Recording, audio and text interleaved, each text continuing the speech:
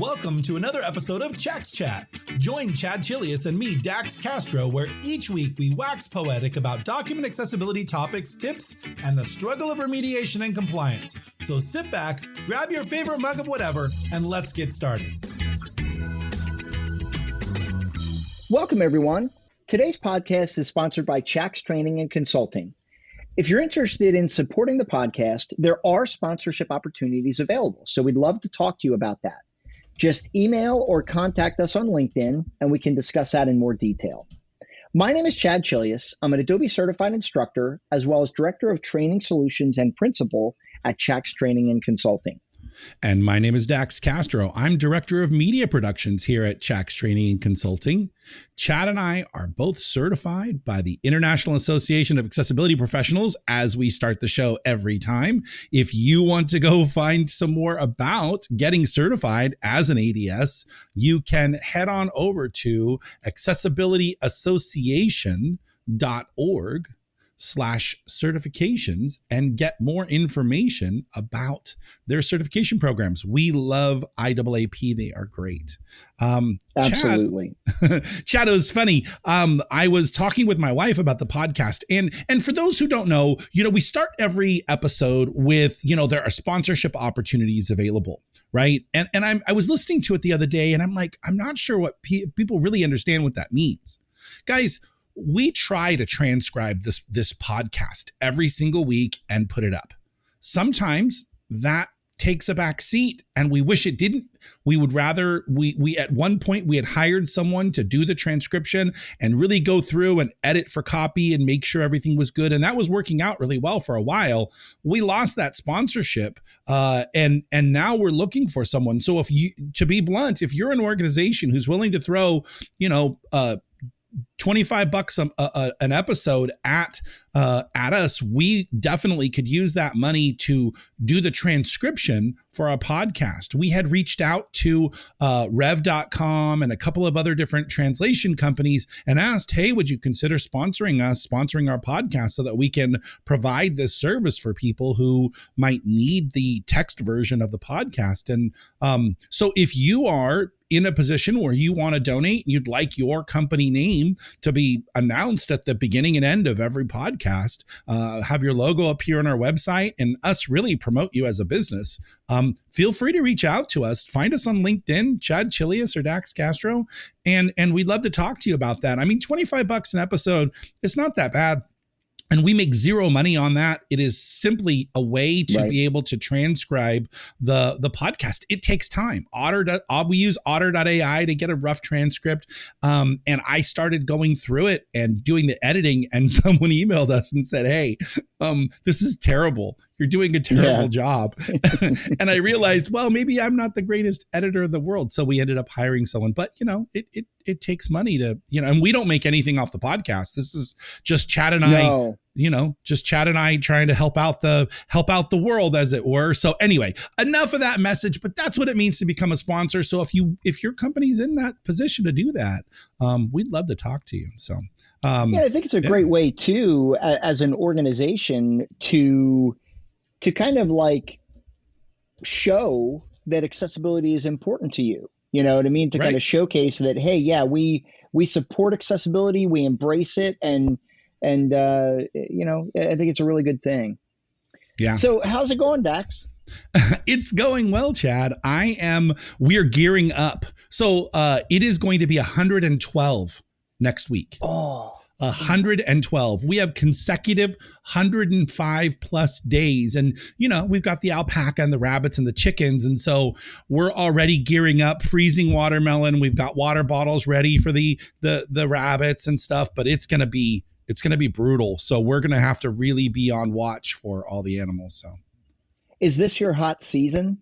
Yeah, it is. And so for those of you, for those of you who don't know, Chad's coming out. He's going to be here in a week. Yeah. And so he's going to hit just the tail end of this. You'll get 105 while we're out here. So, but it's a dry heat, so it's not unbearable, but still it's hot, But if you're out there standing in the sun, it's hot, right? Oh, yeah. I mean, you notice it for sure. Yeah. Well, I woke up this morning, Dax, and it was 67 degrees outside. Oh, And so I like immediately opened up all the doors and windows because it was 76 in the house, So right. I'm like, get that cold air inside. Yeah, no, But absolutely. so Dax, I wanted to talk, we have a couple of things we wanted to talk about today, but I wanted to talk about something that we've brought up on the podcast previously, and that is auto tag Right. in Adobe Acrobat. Now, if you've heard us talk about auto tag, I think we've been pretty unbiased. I don't think we really poo-poo auto tag 100%, but I think we were fair to say that your results may vary with auto tag, right? The big asterisk, your use at your own discretion, results may vary. Yeah. And I mean, one of the challenges with auto tag is that, a lot of documents have a variety of different content. And so to expect auto tag to just tag everything perfectly with no issues is just an unrealistic expectation. And Right. and you and I have talked about how auto tag does some things very well, and then it does some other things very poorly, right? But one of the areas that it does very well is tagging bulleted lists, right? I mean, Right. if you've ever had to tag a bulleted list manually, it's just arduous, right? Because I'll just walk you through it, right? You tag every bullet, you tag every piece of text, typically as a paragraph. Then you go back and rename the bullet tags to a label. You rename the text tags to L body. And then you got to create empty LI tags for every bulleted item and nest the label and the L body inside of the LI. And then, of course, you got to put all those LIs into a list tag, right? So it's not that it's hard, but it's work, right? It's a lot of work involved. And God forbid you have to actually have a multi-level list, and you've got to figure out and nest those other L and nested LIs into the other L body. I've been in 4 levels deep of a list, and my head was just like spinning trying to keep everything together. Public service announcement, guys. If you are content creators, you should work very hard to try to only have no more than 2 bullet levels deep. If you have to go 3 levels deep on your bullets, it's likely you just need another heading somewhere in your structure, and that you could really it would be more a better user experience to break those lists apart with headings, because I mean, really, that's what you're doing. Well, and because I think it was you that said, Dax, that a user can easily get lost in those multi-level lists as they're trying to read with a screen reader and read that content. Isn't that what you said? Yeah, I mean, heading, it announces, for those of you who don't know, it announces the heading level every time you switch. So you're going to hear or the bullet level, right? It says list level 1, and then it reads the bullets, and then list level 2, then list level 1, then list level 2, list level 3. It goes back and forth on all these list levels, and you cannot silence that voicing. It is part of the structure. So, when you're 4 levels deep in I've seen entire documents that are really an H1 and like 5 or 6 levels deep of bullets, because they just use it to organize content. And I get that if you're taking notes, maybe that's an easy way to do it. Go back and edit it though. Gee. Yeah. And listen, to be fair, like even as a sighted user, I mean, I always say, like, we have the benefit of the helicopter view, right? Like we can kind of look at the page as a unit and very easily see the headings and the lists and those things. But even when you've got those bullets nested inside of bullets, that's hard for a sighted user to follow, right? Yes. And I like what you said, Dax. I mean, if you're going that deep, chances are you just need to add more headings and break your content apart that way, Right. Because it's very challenging. But anyway, back to what I was saying, right? So auto tag does tag bullets very well. It also does some other things very well. But so I was working on a project last week, and I think the project was about 30 pages. And the last 10 pages of the project was very consistent, very structured text. Oh, and let me add the fact that I was tagging it manually. I don't like to do that. I was not happy at all.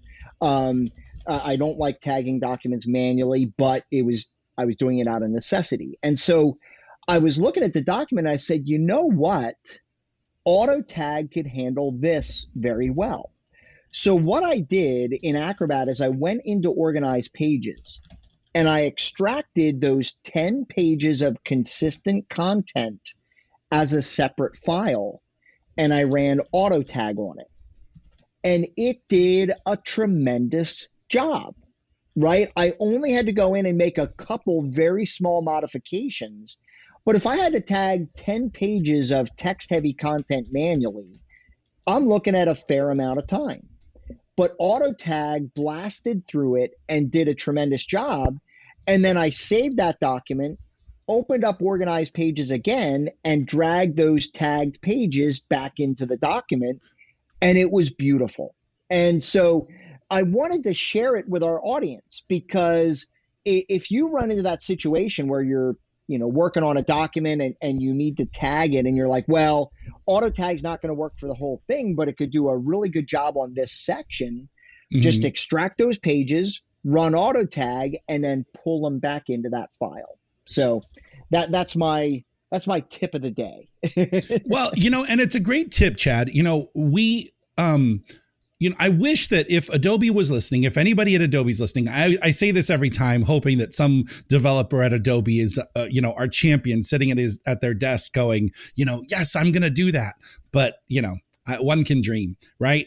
But it would be great to be able to specifically auto tag only a page, right? Imagine all of that Organized Pages stuff that you had to do just to be able to say, hey, auto tag this page. That would be super. Yep. And, I would love to see that, to see that feature implemented, Well, listen, I've said this before. I'll take that one step further, Dax. In the reading order panel, add an auto tag button. Right. And let me select a range of content within the page. Oh, and even say further. Auto tag. Yeah. Just evaluate the selected content, do your best job, and then I can massage it if I need to. Right.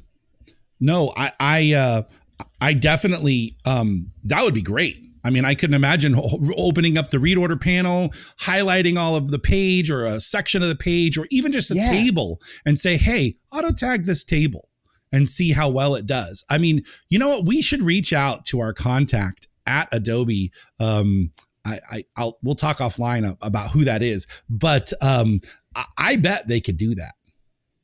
Only if they name the button Chax Auto Tag. That's my request. Chaxify the text. Chaxify this content, right? Or something like that. That is funny. Well, talking about tagging and our previous disposition on certain things. One of the things that you and I talk about over and over and over again is the mistaken use of the H tag, right? Yeah. That a heading level is a heading level 1 through 6, and that the H tag is not used because it's only read as a P tag. Well, guess what? JAWS and NVDA are now honoring the H tag. So what we have been saying all along now no longer applies. Well, sort of, right? So what I found out through testing, Chad, is that NVDA announces it perfectly. It just says heading, and then it reads the heading, exactly what we would expect. JAWS, on the other hand, says heading level 1, and then reads the heading regardless of where it sits on the page. So we're halfway there. Right? Yeah. Yeah. So I mean, if I'm looking for a way to use, I need a heading that fits in between my heading structure that isn't numbered.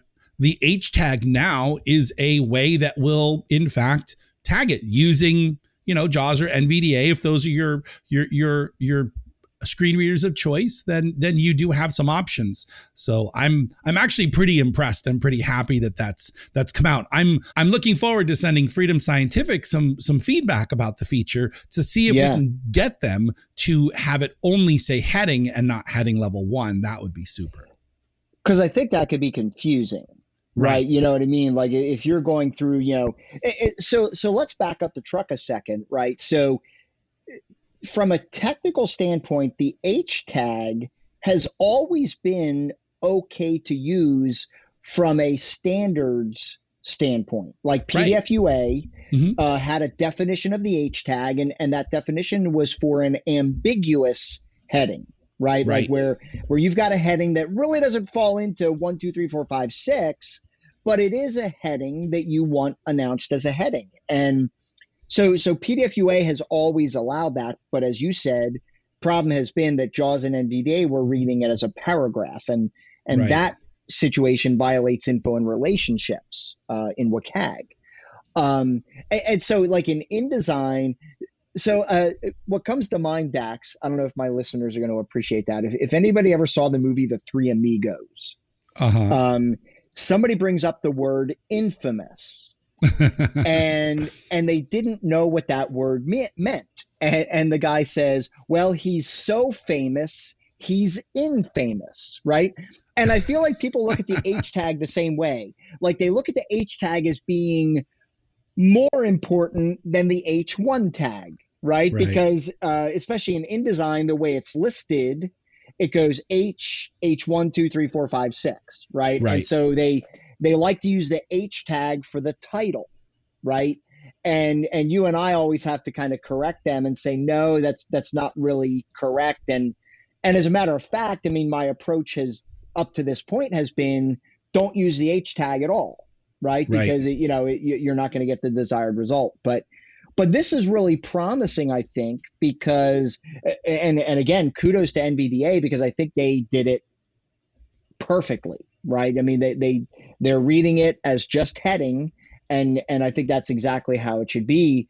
JAWS, I think, maybe they misunderstood the standard or maybe didn't look at the standard. I'm not really sure. But, I think if they can correct that situation, then we're going to be able to change our remediation approach. Yeah, Chad, I'm excited too. I mean, it's a huge leap forward because here's the thing. There are things inside PDF UA that if the current screen readers would actually employ, like headings past heading level 6, right?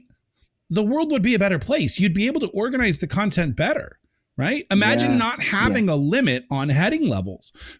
In an ideal world, you'd be able to go into your document, add the PDF UA identifier. That would trigger JAWS and Nvda to basically unlock other rules specific to PDF UA and then allow you to do things like heading level 14. Right. I mean, now, granted, you really don't see that too much, but where you do see it is in a lot of these environmental reports where it's, support 14.2.6.1.3. Right. And maybe it goes on for a bit and you get past, and that's already a heading level 2 before you even start going down the number tree. And by the time you get to the end of that, you're out of heading levels. And so, then you have to use some, we can talk about that on a different episode, but you have to use some tricks to kind of get it to work, to sound right. Because honestly, what happens inside the PDF tags tree is it breaks. And instead of being a heading level, it turns back into a list level. And so you get list level 7 for the structure. And it's a really confusing user experience. So we'd love to see more traction and more communication in between the screen readers and PDF UA. It would be great. For sure. So there are 2 standards that I have at the ready in my little shortcuts folder for under accessibility standards. And one of them is the ISO 14289-1. And it is a 24-page short version of the technical standard for tagging a PDF document. The other document that I have, and I don't reference it as much, but it's the ISO 32000-1. And it is the entire technical standard for all syntax in a PDF. And there happens to be one chapter in there on accessibility and accessibility tags that I do reference quite a bit. But in 14289-1, under section 7.4.4, unnumbered headings, it says the generic heading H, and then it gives a reference to the ISO 32000, should be used in a strongly structured document. Each node in the tags tree shall contain at most one child H tag. Documents that are strongly structured may use unnumbered headings. All documents shall either be strongly or weakly structured, but not both. So what does that really mean, right, Chad? I mean, it basically means that don't overuse this tag, right? Keep it in a tree, in a level of like a section or a part, or, in some of your document structure, use this tag sparingly as a way to kind of fit in those ambiguous headings. But your document must be strongly structured. In other words, you really need to be thinking about your heading levels and how they are. You can't just go, oh, you know what? I don't really care about my heading levels. I'm just going to use H everywhere. Right. Like you can't have just all P tags and then just throw in H's periodically to indicate a heading. Exactly. You need a heading level 1, heading level 2. But if you've got to fit in a little heading level that isn't really a part of the H structure, the H1 through 6 structure, this H tag is available for you. And of course, it says documents can either be weakly or strongly structured, but not both. In other words, technically, you could have something that's just paragraph tags, but you'd be violating info and relationships. We do see that all the time, right? I mean, so this is one of those areas where it'll pass an accessibility checker, right? Because it's all P tags, but it's not representative of what's on the page. So, the success criteria for info and relationships isn't really being met. So passing a checker versus meeting the standard and honestly providing meaningful information for the end user, you really have to just think about what's going on. And this goes back to what we always say, Chad, right? Document remediation is a series of automated and manual checks. Exactly. All right. Yeah. I think it's really important. And again, I mean, I don't want to keep, beating a dead horse, but, you and I put a lot of emphasis on user experience. And, the example that you had said before where, you can have a document that's tagged with all paragraphs and it will pass a checker, right?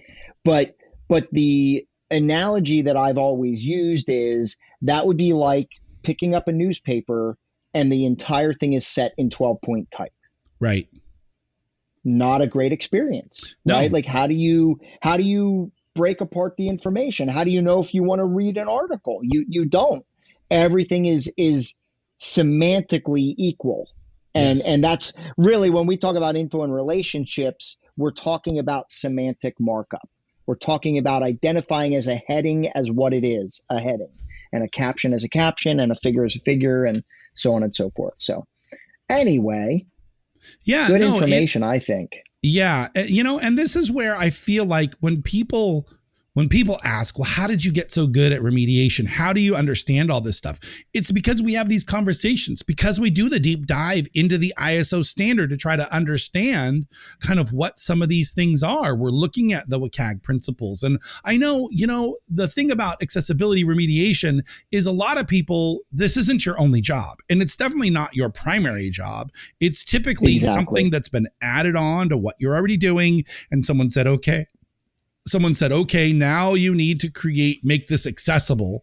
And, I'm working on an InDesign document right now from a client. And they're like, look, I need you to make these PDF documents, accessible. And I said, great. You have access to the source. I can show you what to do. And they're like, I don't have time. I don't. Yeah. I'd love to learn this, but right now this is, 130 pages of InDesign file that I need to get out, and I can't spend the time it takes to learn this as I go. So do this now, remediate the document for me, and let's take a step back when we're done with the project, and then you can show me some of the accessibility features that I could have improved, how the document was created inside InDesign. It's like, listen, I'm willing to do this much work, but I can't afford to be spending ridiculous amounts of time on top of designing or content creation to make this accessible. You're right, Chad. There's a lot of people out there who are struggling with trying to juggle accessibility remediation on top of their job and getting it to that final stage, getting it as far as you can take it, and then giving it to an expert to take it that last mile, right? In transportation, Chad, in the engineering world, we have this term called the last mile. And what it is that as you're traveling everywhere, you've got lots of different options. You've got roads and highways and freeways and public transportation, light rail, trains, all of that. But what's the hardest thing to solve? It's that last mile. It's the last mile between wherever that piece, wherever that transportation method dropped you off to that last bit home. Right. And that's where kind of Uber solves that a little bit. The Bird and the scooters solve that a little bit. Right. There's lots of different solutions. In the document accessibility world, we are that last mile. Right. You and I, Chad, for those of people who are out there who are struggling, you're like, look, I'm doing all the best practices, but I'm still failing the checker. I can't figure out how to solve for these certain problems. We are that last mile solution, guys. So realize we're there. And honestly, it starts with our PDF accessibility Facebook group, right? If you're not ready to hand that over for that last mile and you just want that little extra push to get it done, go into the PDF accessibility Facebook group and join. Ask the questions you need to ask in order to get that thing finished. But if you feel like you have to pull the ripcord, I call it pulling the ripcord sometime and asking for help, right? We're here and we can definitely do it. I know that sounds very salesy, but guys, from our heart, Chad and I are so passionate about what we do. We give literally 10 to 15 hours worth of time on any given week, helping other people, most of the time for free, on getting their documents squared away. We love what we do. And we want to help you. So if you're struggling, let us know. We can definitely help you get to that last mile. Absolutely. I think that's a great point, Dax, because it's probably one of the most common things that we run into. We work with companies all the time, and there's a lot of companies out there who have a vested interest in wanting to do this. They want to make accessible documents. They want to do the right thing, but there is a balance involved there, right? When you say, oh, it normally takes me 2 hours to do a project, now it's taking me 3 because of accessibility. That's a hard expense to absorb for a lot of organizations, and that of course gets magnified the bigger the projects and the more projects you have. And so we would love to be a resource for people to kind of help them, get to that last mile. Chad, speaking of resources, Chad and I have been working on this handout for Accessing Higher Ground, which is the Association of Higher Education and Disability. There's a conference that is coming up. We teach at every year, and it's November 14th through the 18th in Denver, Colorado. And this year, we're doing several different sessions, including I'm going to be speaking on a panel. But this handout that we're preparing for to include in the material for people showing up in person, I think is super valuable. On one side, it has a list of all the most of the common accessibility tags and kind of what they mean. And then on the other side, it is a quick reference card for the Nvda shortcuts that you should be using when you're testing your documents. So I think what I'd love to do, Chad, is I know we were going to have these printed, but I'd love to give them to the people listening to the podcast. So here's what I'd like to do. For our listeners, go to our website, accessibilityunraveled.com. And at the top, you're going to see a link to be able to download this reference card, this quick reference card. right? So if you fill that out, throw your email address in there. We're promised we're not going to endlessly spam you. I mean, I probably send out one email a month, maybe one email every couple of weeks, just letting people know when our classes are. But we want to give this to you as a gift. So go to our website, download this reference card. It really is pretty cool. Absolutely. And you know, like I said, you were mentioning, you know, we've been working on this. We're doing a couple of sessions at AHG this year. I know you had said you're sitting on a panel, right? You're right, Chad. I'm going to be on a panel. It's PDFs into the metaverse, and it's a discussionary panel with Dan Comden of the University of Washington, myself, and Susan Kelmer of the University of Colorado Boulder. And I believe we are the same panel that talked last year for about an hour on, is PDF the right format? And that was a really interesting and spirited debate. And it was really good, honestly, though. I think it really helped at least get some topics out. So I'm interested. This panel this year is going to be awesome. Well, Chad, you know, you and I were doing the the testing PDF documents with Nvda for usability and accessibility, and I'm super excited about that. It's a full day lab. It's going to be a hands-on lab where people are going to be able to test documents with Nvda. Honestly, you go to this session and as a novice, you are going to leave feeling much more comfortable. Absolutely. Absolutely. I mean, this is a topic that I think a lot of people are, I don't want to say scared by, but I think it's intimidating, right? Agreed. You know what I mean? The idea of like, okay, now I'm going to test my document, and it is an additional step. But to be fair, and I want to be very clear about this, I mean, like, I'm not saying that I'm reading the entire document from front to back every time I test it. Right. I'm going in there testing for the fundamental components so that I know a person can navigate that document. And I think people are really going to enjoy this session. It's going to be great. And then I'm doing a session called Demystifying Accessible PDF Creation from Microsoft Word. So people who are making accessible PDFs from Word, you can come to this session. I think it's going to be a 2-hour talk.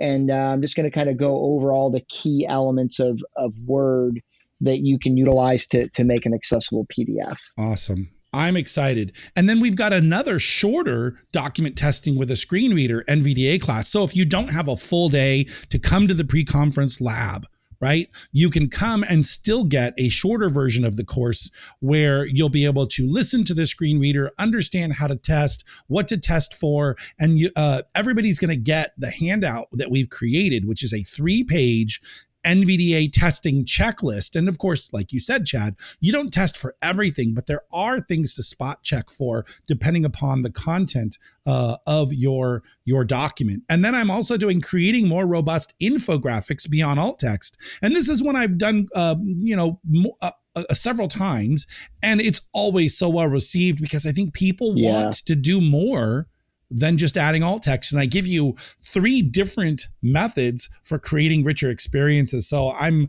really looking forward to that. And of course, seeing all the people, being able to reconnect with the people. So this is Accessing Higher Ground, which is coming up this November 14th through the 18th. So if you're interested in heading that way, please head over to accessinghigherground.org. And that one's out in Denver. Yeah, that's in Denver, Colorado, right? It's at the Hilton Denver. So they've had it in Westminster a couple of times. Denver's a little easier because there's a lot more around where the hotel is. Westminster, it's just a couple of things. So, Sure. Awesome. Well, and Dax, another thing that we should bring to everyone's attention, last episode of our podcast, we talked about ways for people to get buy-in within their company. From, the higher ups and the other people within the organization, how to get them on board, how to get buy-in to kind of support your cause. And it was so well received. We got a lot of really great comments on it. You and I have decided to do a webinar that we are titling 5 Ways to Get Your Team on Board.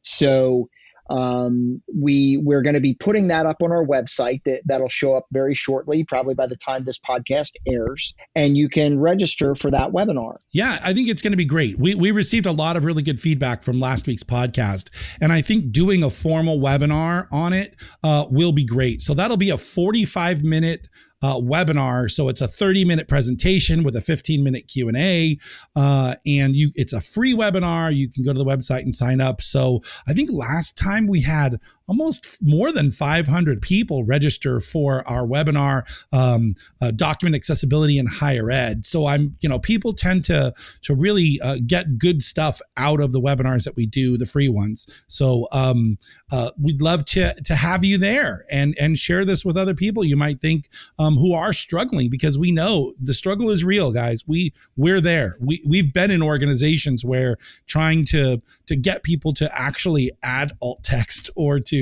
use heading levels is the daily struggle. Yep. So the more educated you can make your your coworkers and the people whom you work with, the more successful you can be in implementing your accessibility strategy in your organization. Agreed. All right, guys. Well, once again, we want to thank Chax Training and Consulting for sponsoring this episode of the podcast. And just remember, if you're looking for in-person or online training or struggling to establish an accessibility program within your organization, head over to accessibilityunraveled.com. My name is Chad Chilius. And my name is Dax Castro, where each week we unravel accessibility for you. Thanks, guys.